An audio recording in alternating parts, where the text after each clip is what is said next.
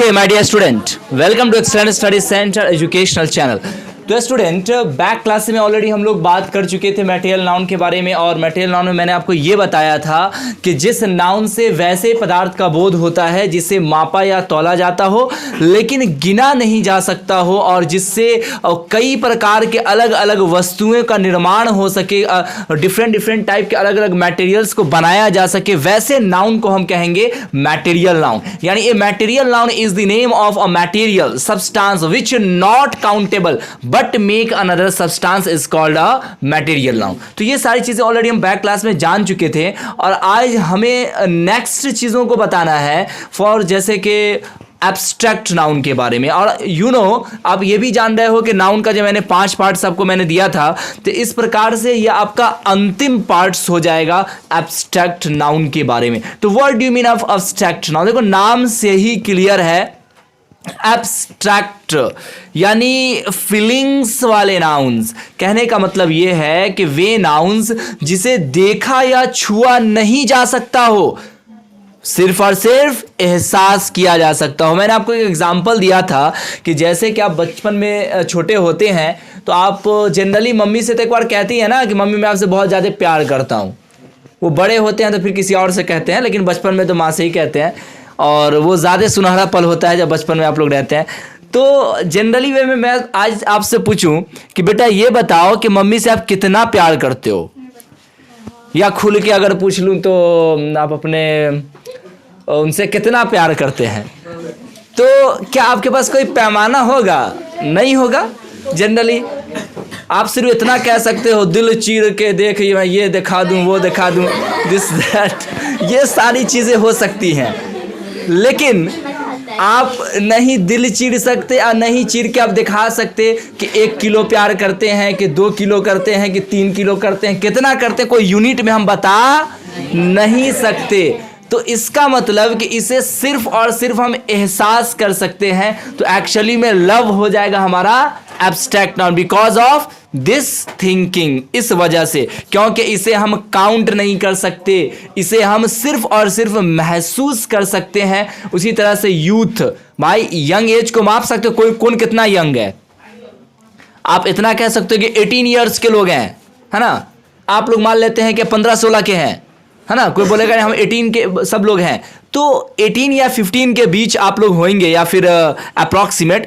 तो इसके बीच में आप अपने क्या एक इसको माप नहीं सकते कि कौन कितना ज़्यादा यंग है. कोई बोलेगा आज देख लेते हैं, मतलब वो अपने यंग एज को होने को जो ना दर्शा रहा है बल से, ताकत से, लेकिन अगला कोई होगा तो वो उससे ज़्यादा दर्शाएगा, लेकिन एज सेम हो सकता है. कोई हमारे पास एक सर्टेन ऐसा कोई यूनिट इजाद नहीं है जिससे हम ये बता सके कि हम कितना ज़्यादा लव करते हैं, हम कितने ज़्यादा यंग हैं. अगर कोई गरीब है तो क्या गरीब को नाप सकते हो 2 किलो 3 किलो 4 किलो 5 किलो में? नहीं. कैसे बोल रहे हैं? हाँ, कैसे नाप सकते हो? उसी तरह से हेड गिरना, आप कहते हो ना जैसे कि अरे मैं उससे बहुत ज़्यादा नफरत करता हूँ, और हाँ तो आई हेट यू भी कब होता है वो हमको समझ में आ ही रहा है. तो वो भी नहीं बता पा सकते हैं ना, वो भी कितना ज़्यादा नफरत कर रहे हैं वो एक यूनिट में बता पाना नॉट पॉसिबल.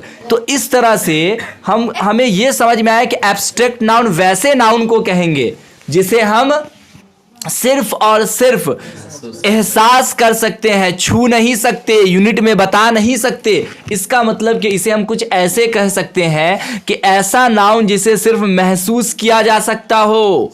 इसे हिंदी में हम भाववाचक, क्योंकि इसमें भाव यानी एक्सप्रेशंस को सिर्फ देखा जाता है. जैसे अरे भाई जैसे तो मैंने बता ही दिया ना, और सुनना है क्या? ओके स्टूडेंट्स, तो अब इसे हम कुछ इस प्रकार से डिफाइन कर सकते हैं कि एब्स्ट्रैक्ट नाउन उस नाउन अवस्था या विचार या भाव के नाम को कहते हैं जिसे हम देख या छू नहीं सकते हैं, और सिर्फ हम उसे एहसास यानी कि अनुभव कर सकते हैं. फिर से मैं बता दूं कि एब्स्ट्रैक्ट नाउन उस नाउन अवस्था या विचार यानी कि उस सिचुएशंस, गुण, कैरेक्टर्स और सोच, एक्सप्रेशंस को कहेंगे जिसे देखा या छुआ नहीं जा सकता हो, लेकिन सिर्फ और सिर्फ महसूस किया जा सकता हो यानी कि अनुभव किया जा सकता हो. उसे हम एब्स्ट्रैक्ट नाउन कहेंगे। अंडरस्टूड? थोड़ा सा यहाँ पे सिली मिस्टेक है, देखा या छुआ, यहाँ पे नौ जोड़ दीजिएगा, नौ, हिंदी का नौ, तो हो जाएगा आपका एग्जैक्टली। इंग्लिश में कुछ इसे हम ऐसे डिफाइन कर सकते हैं, an abstract noun is the name of a some equality, state, feelings और ideas that we can only think of the feel but can't see or touch। English में बिल्कुल सही है, यानी कि हम इसे कांट का मतलब भाई कैन नॉट, है ना, यहाँ पे स्ट्रॉफी कॉमा छूटा हुआ है, तो कैन नॉट सी और टच, यानी उसे न ही हम देख सकते और न ही छू सकते। आप किसी के भी लव को, गरीबी को, अमीरी को, नफरत को क्या देख सकते हो? आप अपने भी प्यार को कभी देखे हैं क्या? आप अपने गरीबी अमीरी को कभी देखे हैं क्या? नहीं, सिर्फ एहसास करते हैं, और एहसास तो सबको पता ही होगा कि कैसा है। अब आपको नहीं पता है तो हम कैसे बतावे इसको? किसको क्या हो गया? क्या हो गया? चलिए, सिर्फ एहसास हो रहा है ना, तो ये भी एब्स्ट्रैक्ट नाउन है, इसलिए यहाँ पे हम रुक रहे थे। यानी क्या हो गया आपको पता नहीं, आपको क्या हो गया लेकिन आप उसको बता नहीं पा रहा है, एक्सप्रेस नहीं कर पा रहा है, लेकिन फील हो रहा है, तो ये भी एक आपको एब्स्ट्रैक्ट नाउन है। चलिए देखिए, क्लास में लोग एब्स्ट्रैक्ट नाउन का कितना अच्छा अभी प्रैक्टिकल यूज कर लिए लोग। चलिए, सम अनदर कंसेप्ट, कुछ अलग प्रकार के कंसेप्ट देखते हैं। यह हमेशा सिंगुलर होता है। कितनी मस्त बात है, कभी भी ये सिंगुलर ही हो। जैसे आप देखो ना, देखे ना उधर, लव देखे, रिच देखे, कभी रिचेस बोलते हो? नहीं बोलते हो। मतलब इस चीज एब्स्ट्रैक्ट नाउन में गरीबी, अमीरी, प्यार, नफरत, ये सारी चीजें कभी भी सिंगुलर में ही रहेंगी एब्स्ट्रैक्ट नाउन होने के लिए। तो पता ये चला कि यह हमेशा सिंगुलर होता है। यह ऑलवेज सिंगुलर वर्ब, अच्छा इसका वर्ब भी सिंगुलर होता है।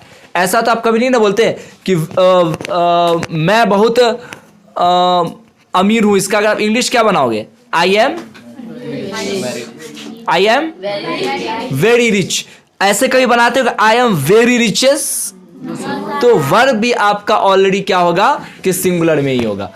इसके पहले नॉर्मली द का यूज नहीं होता है। जैसे यहां देखो, honesty is the best policy. भाई ऑनेस्टी जो ईमानदारी भी क्या आपको एब्स्ट्रैक्ट नाउन ही होगा ना? बता सकते हो हम कितने ज्यादा ईमानदार है? Not possible. किलो में तो बता नहीं सकते, मतलब यूनिट में नहीं बता सकते। तो इसमें देखो, यहाँ पे अगर आप लगा दे कि द ऑनेस्ट, सोचेंगे कि ऑनेस्टी बहुत बड़ी चीज है, बहुत मस्त चीज है, इससे पहले द लगा देते हैं। लेकिन ऑनेस्टी आपका एब्स्ट्रैक्ट नाउन है, ये आपका सही नहीं माना जाएगा। तो आप ऐसे ही बोलोगे कि honesty is the best policy, या फिर लव इज ब्लाइंड। ये तो बहुत सुने होइएगा कि प्यार अंधा होता है, बहुत सारे गाना में भी सुने होइएगा, तो ये सब बताने की जरूरत नहीं है। तो इस तरह से सॉरी, अजान हो रहा है, कुछ देर होल्ड करना होगा। हाँ जी, तो मैं ये आपको बता रहा था, बीच में कुछ होल्ड किया गया था अजान होने की वजह से। यहाँ तक हम लोग देख चुके थे लव इज़ ब्लाइंड। अब देखो भाई, एक बार सम अप करवा देते हैं कि अभी नहीं, मतलब कि हम लोग पूरे सीरीज़ में, यानी कि आई थिंक यूनिट 4 था ना, यूनिट 4 में हम लोगों ने क्या क्या पढ़ा है। देखो यूनिट 4 ये लास्ट टॉपिक हम लोग का चल रहा था यूनिट 4 के लिए, फिर यूनिट 5 हम लोग शुरू करेंगे। इसमें सबसे पहले मैंने आपको बताया था प्रॉपर नाउन के बारे में। अब देखो, प्रॉपर नाउन को मतलब कि एक एक ऐसा कोई वर्ड जिससे हम समझ पाए प्रॉपर नाउन किसे कहते हैं, तो वो आप समझो, यानी कि एग्जैक्टली शो। मैंने आपको बताया था ना कि लोग बोलते हैं कि भाई आपका प्रॉपर घर कहाँ है, मतलब कि एग्जैक्ट आपका घर कहाँ है। तो proper noun that mean exactly जो शो कर रहा हो। उसके बाद मैंने आपको कॉमन नाउन बताया था, यानी जिसपे सबका अधिकार हो। सबके अधिकार का क्या सेंस है वो आपको याद होनी चाहिए। अगर हाँ, वेरी गुड, अगर बाय द वे कोई मिस्टेक हो रहे हैं तो फिर से अपना रिवाइज कीजिए, नेट पे डला हुआ ऑलरेडी पहले से है। कलेक्टिव नाउन यानी कि संग्रह या फिर समूहवाचक संज्ञा।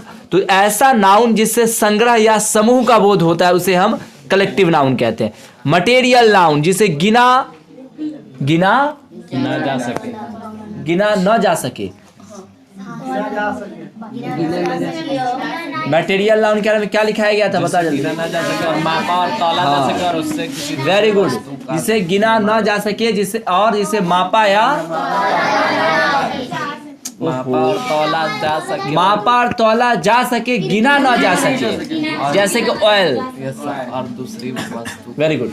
और एब्स्ट्रैक्ट नाउन तो सिर्फ अभी पढ़े, यानी जिसे सिर्फ महसूस किया जा सके, यानी एक इंडिकेशन पॉइंट दे दिया कि जिसके बेसिस पे पांचों को आप एक झटके में याद रख सकते हो। Understood? Video good. Video like है तो शेयर करो, और क्या करना होता है? और क्या करना होगा? अच्छा, डाउनलोड और फ्रेंड्स में शेयर करने के लिए भी, ताकि उन्हें भी इस चीज़ का बेनिफिट मिल सके। Thank you, thanks a lot, watch the video. क्या आपको पता है आप अपने कोर्स के animated video lecture, revision notes, test paper and study material प्राप्त कर सकते हैं और एनिमेटेड वीडियो लेक्चर का फुल एक्सेस पाएं? Please contact excellence study centre 9546604112।